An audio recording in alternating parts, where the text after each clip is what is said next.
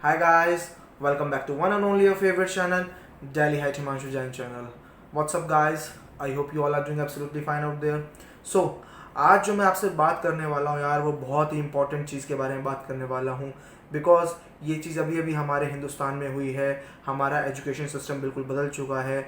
हमारी ministry of human resource and development ने बहुत बड़ा कदम लिया है। बहुत बड़ा हमारी शिक्षा नीति के अंदर उन्होंने बहुत बड़ा एक कदम उठाया है जो कि बहुत 34 साल बाद जाके अब हमारे शिक्षा के अंदर बदलाव आया है। और ये इंडिया के लिए बहुत बड़ा कदम है और इससे बहुत अच्छा रिजल्ट आएगा और इससे बहुत इंडिया के लिए हमारी शिक्षा के अंदर जो कमियां हैं वो सब कमी ख़त्म हो जाएंगी। और हमारे पेरेंट्स की जितनी भी चिंताएं हैं, बच्चों की जो चिंताएं हैं, हमारा जो एजुकेशन सिस्टम इतना बदल रहा है, हमारे जो एजुकेशन सिस्टम में इतने लैप्स हैं, वो सब ओवरकम करके एक नया एजुकेशन सिस्टम फॉर्म किया है हमारे MHRD मिनिस्टर्स ने। बहुत टाइम बाद ये ऐसा कदम उठाया गया है। आफ्टर 34 ईयर्स इतना बड़ा मेजर कदम उठाया गया है जो हमारी शिक्षा के अंदर कुछ बदलाव हुए हैं। आज मैं उन्हीं शिक्षा के अंदर जो बदलाव हुए हैं उससे आप सबके बारे में कुछ रूबरू कराऊंगा, आपसे कुछ डिस्कशन करूंगा और आप सबसे भी आपका फीडबैक जानूंगा कि आप सब भी बताइए ये जो हमारी जो MHRD मिनिस्ट्री ने जो इतना बड़ा कदम उठाया है वो आपको क्या लगता है, वो सही उठाया है, उसका क्या रिजल्ट आएगा। आप सब मुझे कमेंट्स करके ज़रूर कमेंट सेक्शन में बताना। इसलिए वीडियो से जुड़े रहें, एंड तक देखें और बताएं कि आपको हमारी जो नई एजुकेशन पॉलिसी है वो कैसी लगी। तो चलिए स्टार्ट करते हैं। जैसा कि हमारी जो एजुकेशन सिस्टम था वो पहले 10+2 था, बट अब वो बिल्कुल चेंज होके 5+3+3+4 में डिवाइड कर दिया गया है। मीन्स हमारी जो, अगर आप इसको ऐड करेंगे, 5+3=8, 8+3=11, 11+4=15, जो कि हमारे स्कूल टाइम का जो अगर माना जाता है तो 15 साल हम स्कूल में पढ़ते हैं। 15 साल हम अपने स्कूल में हम स्कूल से शिक्षा लेते हैं। 15 साल तक हम स्कूल के अंदर शिक्षा ग्रहण करते हैं। उस 15 साल को इन्होंने कैसे डिवाइड किया है, तो नीचे से लेके ऊपर तक का हम क्रम आपसे डिस्कस करते हैं। तो हमारे शुरू के 5 साल हैं, उसमें क्या है, बच्चा 3 साल प्री प्राइमरी में पढ़ेगा, उसके बाद first class, then comes your second class. मैं उसके बारे में आपको कुछ बताता हूँ। पहले क्या था, पहले बच्चों में पढ़ाई का बहुत बर्डन था। छोटी क्लास से ही प्री नर्सरी क्लास में बच्चा जाता है, then comes in nursery, then comes KG। KG के बाद बच्चा फर्स्ट क्लास में आता है, फिर सेकंड क्लास। ये शुरू के बच्चे के 5 ईयर्स होते हैं जो बच्चा पढ़ता है। उसमें बच्चों का किताबी बोझ बहुत हो जाता है शुरू की क्लासों में। उसको हमारे जो डिसीजन लिया गया न्यू एजुकेशन पॉलिसी में, उसको बिल्कुल बर्डन को ख़त्म कर दिया गया है। बहुत उसमें जो बच्चे की पढ़ाई होगी वो बच्चों को ज़्यादातर जो किंडरगार्टन में बच्चा पढ़ता है उसमें सब कुछ बच्चे की जो पढ़ाई की जाएगी वो खेल कूद के माध्यम से और डिफरेंट एक्टिविटीज़ के माध्यम से बच्चों को सिखाया जाएगा। जिसमें बच्चे को छोटी क्लास में बच्चा जब 5 साल हम बच्चे को सिर्फ उसकी डेवलपमेंट में लगाएंगे। देन कम्स योर 3, जो कि हमारा आता है प्राइमरी ग्रुप। प्राइमरी ग्रुप हमारा होगा थर्ड से, थर्ड, फोर्थ एंड फिफ्थ। ये 3 साल जो होंगे इसमें हम बच्चे को उसकी ही मातृभाषा में हम सिखाएंगे, जो बच्चे की रीजनल लैंग्वेज है, जो लोकल लैंग्वेज है, जिसमें बच्चा कम्युनिकेट करता है, जो उसकी मातृभाषा है। हिंदी में भी उसको हम उसमें हमारी राष्ट्रभाषा में सिखाएंगे। उसके अलावा उसकी जो मातृभाषा है, जो मुँह बोली भाषा जो उनके घर में बोली जाती है, उसमें हम बच्चे को पढ़ाएंगे। इसमें बच्चे के सामने कुछ नए सब्जेक्ट्स इंट्रोड्यूस होंगे, science, maths, social science, EVS, ये सारे सब्जेक्ट्स इन क्लासों में आके बच्चे के सामने इंट्रोड्यूस होंगे और इसमें बच्चा फॉर्मली अब पढ़ने बैठेगा। उसमें बच्चे के पास करिकुलम होगा, उसकी किताबें होंगी, कॉपी होंगी, तब बच्चा वहाँ से उसकी फॉर्मल पढ़ाई चालू होगी। Then comes your again 3 years. उसमें क्या होगा, उस बच्चे की 6th, 7th एंड 8th, जो कि हम मिडिल ग्रुप कहलाता है बच्चों का। उसमें बच्चे को हम एक नया चीज़ हमारी सरकार ने इंट्रोड्यूस की है, वो करी है कोडिंग। इसमें हम बच्चों को कोडिंग सिखाएंगे, यस, कंप्यूटर कोडिंग, जो कि बड़े बड़े देशों में, चाइना, अमेरिका, बड़े बड़े देशों में ये चीज़ें सिखाई जाती हैं। छोटी क्लासेस से, छोटी उम्र से सिखाई जाती हैं। ये हमारे इंडिया में भी 6 to 8 में बच्चों को सिखाई जाएंगी। और बच्चों पे इंग्लिश का बिल्कुल बर्डन नहीं होगा। जैसे पहले हम होता था कि इंग्लिश बच्चों को कंपलसरी होती थी लैंग्वेज सीखनी, बट अब इंग्लिश लैंग्वेज सीखने कोई कंपलसरी नहीं होगी इंग्लिश। फिर देन कम्स योर 4, जो 4 ईयर्स रहेंगे वो बच्चे करेंगे 9th, 10th, 11th and 12th। जो कि हमारे जो मेन इसमें बहुत बड़ा बदलाव हुआ है, क्योंकि पहले हम 10+2 देते थे, 10+2 के बाद हम 10th में बोर्ड के एग्ज़ाम देते थे, फिर हम नई स्ट्रीम से हमें आना मतलब हमारे फॉलो हो जाते थे, नई स्ट्रीम हम सब बच्चों को लेनी पड़ती थी, चाहे वो आर्ट्स हो, कॉमर्स हो, साइंस हो। बट अब सरकार ने MHRD ने डिसीजन लिया है कि वो बिल्कुल ख़त्म कर दी गई है, वो ख़त्म कर दी जाएगी। अब से बच्चा कोई भी स्ट्रीम नहीं लेगा, कोई नई स्ट्रीम बच्चे अगर बच्चा का जो मन चाहता है वो सब्जेक्ट पढ़ सकता है। मान के चलिए हम पहले आर्ट्स लेते थे, तो हम आर्ट्स के होने के अलावा हम कॉमर्स नहीं पढ़ सकते थे। अगर हमारा कोई और सब्जेक्ट पढ़ने का मन है, मान के चलिए अगर हमें अकाउंट्स पढ़ना है, बिजनेस पढ़ना है, तो हम उसमें नहीं पढ़ पाते थे।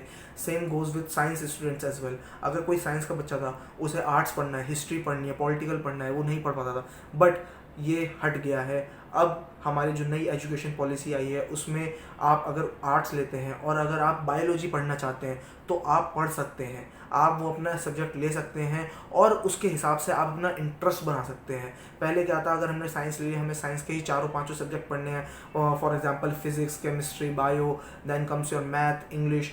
हमें बस वही सब्जेक्ट्स में पढ़ना था और उसके अलावा हम अगर हम चाहते हैं कि हमें सब्जेक्ट्स हम आर्ट्स पढ़ना चाहें, कोई और नया सब्जेक्ट पढ़ना चाहें, बट हम नहीं पढ़ पाते थे।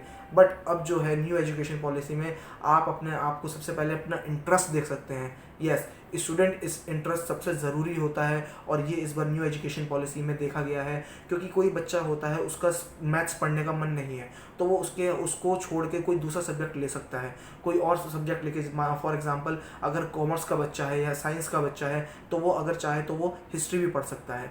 उससे बच्चे का इंटरेस्ट बनेगा, बच्चा जो पढ़ना चाहता है उसमें आगे निकलेगा। और 12th करने के बाद भी न्यू एजुकेशन पॉलिसी में जो हम कॉलेज में आते हैं, कॉलेज के लिए बहुत मारामारी होती है, हर कोई अच्छे कॉलेज में एडमिशन लेना चाहता है। बट हमारे कई बार हमारे मार्क्स इतने अच्छे नहीं आते हैं बोर्ड में कि हम उसमें हमें एडमिशन नहीं मिलता, कट ऑफ में हमारा नाम नहीं आता है। तो इसलिए सरकार ने हमारे लिए एक कॉमन एंट्रेंस टेस्ट रख दिया है, जो कि हम 12वीं के बाद दे सकते हैं। और उसमें अगर हमारे जो मार्क्स आएंगे और हमारे 12th के मार्क्स को जोड़ के कंबाइन करके हम जो भी अपना मनपसंद कॉलेज चाहते हैं, हमें उस कॉलेज में एडमिशन मिल सकता है। और अगर इस बार ये भी बहुत अच्छा करा है सरकार ने, बहुत अच्छे डिसीजन लिए हैं। पहले हमें क्या था, अगर हम कोई भी डिग्री करते हैं, कोई भी हमें बैचलर्स करना है, फॉर एग्जांपल अगर हम बीकॉम करते हैं आफ्टर 12th, कॉमर्स का बच्चा कोई बीकॉम करता है, उस बच्चे को 3 साल जब वो कंप्लीट हो जाएंगे, 3 साल के बाद ही उसको वो पास हो जाएगा, तब उसे वहाँ से ग्रेजुएशन की डिग्री मिलेगी, बैचलर्स की डिग्री मिलेगी। बट अब ऐसा नहीं है। अगर कोई बच्चा फॉर एग्जांपल कोई पुअर फैमिली से बच्चा आता है और वो साथ के साथ पढ़ाई के साथ अपना अगर वो एक साल पढ़ने के बाद छोड़ देता है, फॉर एनी सर्कमस्टांस उसे पढ़ाई छोड़नी पड़ जाती है, तो 1 साल बाद अगर वो 1 साल पढ़ाई कर लेता है कंप्लीट, तो उसे एक सर्टिफिकेट कोर्स दिया जाएगा, उसे एक सर्टिफिकेट वहाँ से प्रोवाइड किया जाएगा कि इसने 1 साल पढ़ाई की है, उसको सर्टिफिकेट फॉर हिज रिकॉग्निशन। अब ऐसा नहीं है कि पढ़ाई का आपका बिल्कुल रिकॉग्निशन नहीं होगा कि आपने 1 साल पढ़ाई की, 2 साल की आपको लेकिन कुछ नहीं मिला, कि आपको 3 साल पढ़ना है तभी आपको डिग्री मिलेगी। अगर आप 2 साल पढ़ते हैं, 2 साल कंप्लीट करते हैं, फिर आपको वहाँ से डिप्लोमा मिलेगा। यानी कि अगर आप 2 साल पढ़ाई के बाद पढ़ाई छोड़ देते हैं तो आपको वहाँ से डिप्लोमा मिलेगा। देन अगर आप 3 साल कंप्लीट करते हैं, 3 साल के बाद आपको बैचलर्स डिग्री मिलेगी। और अगर आप 4 साल कंप्लीट करते हैं तो आपको 4 साल कंप्लीट करने के बाद उनकी तरफ से रिसर्च डिग्री मिलेगी, जो कि सरकार ने एक बहुत बड़ा और एक बहुत अच्छा कदम उठाया है हमारी एजुकेशन को अपग्रेड करने के लिए।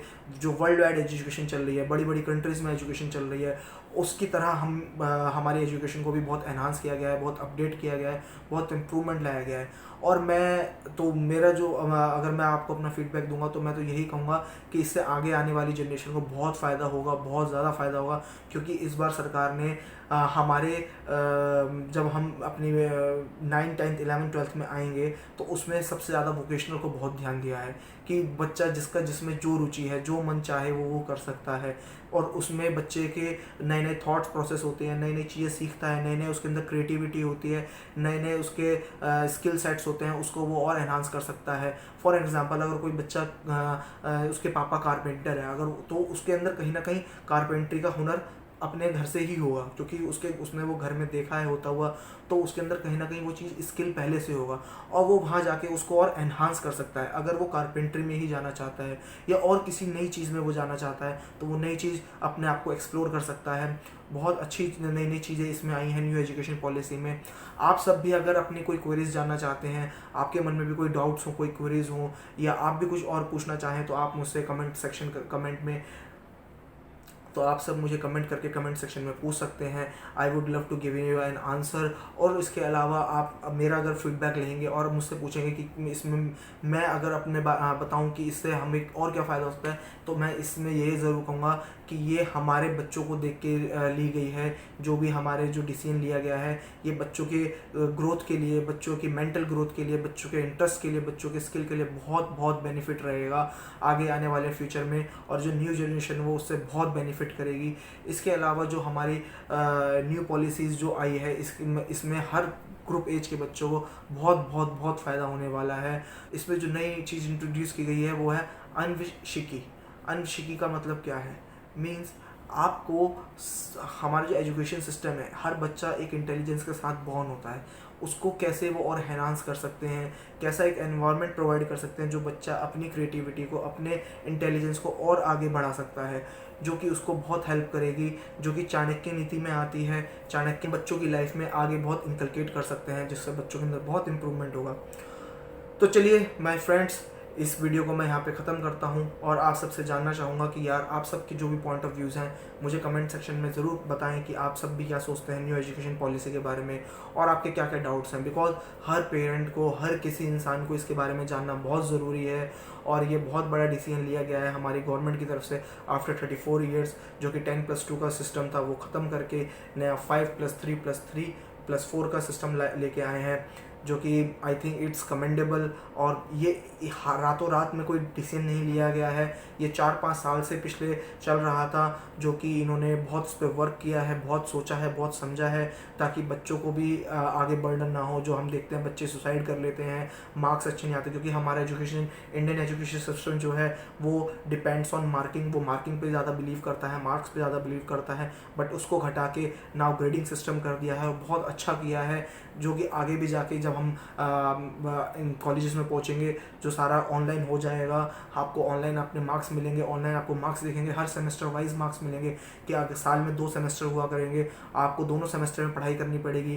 पहले की तरह नहीं कि जब बोर्ड आने वाले हैं तो उससे 1-2 महीने पढ़ने बैठे, आपको दोनों में अच्छे नंबर लाने पड़ेंगे, तो आपका एक रिजल्ट मिलेगा, आपका एक पूरा टोटल रिजल्ट निकलेगा, जिससे आपको मार्क्स मिलेंगे और जो आपके फ्यूचर में आपके उसमें बहुत काम आएंगे। तो चलिए इस वीडियो को यहीं पे मैं ख़त्म करता हूँ और आप सबसे भी जानना चाहूँगा। This side Himanshu Jain signing off. Do take care of yourself. Bye bye, loves you all.